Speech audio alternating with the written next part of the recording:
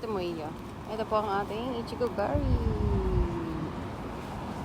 Wala, maano to. Mas maganda doon sa dati namin pinuntahan. Anak, kuha mo yung maliliit nila. Ano ba yan? Sayang yata ang bayad natin, anak.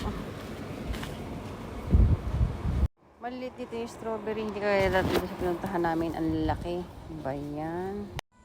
Lugi yata kami dito sa pinuntahan namin. Ang liliit na yung ano niya. Ichigo or strawberry niya. Ano ba yan? Ito, malaki-laki. Pero kiso na tero. Strawberry din siya. Ayan o. Ayun pala. Ayun o. Ang liliit dito. Lugi kami sa bayad. Ano ba yan? Next time hindi na kami dito pupunta. Ay. At least experience na namin. Cute. Ito pala nakukuha ko. Mamaya lalapangin na yan. Ito siya. Ang sarap mamitas. Ang liliit. Bayan.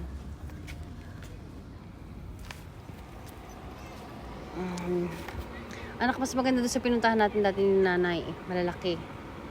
Of course.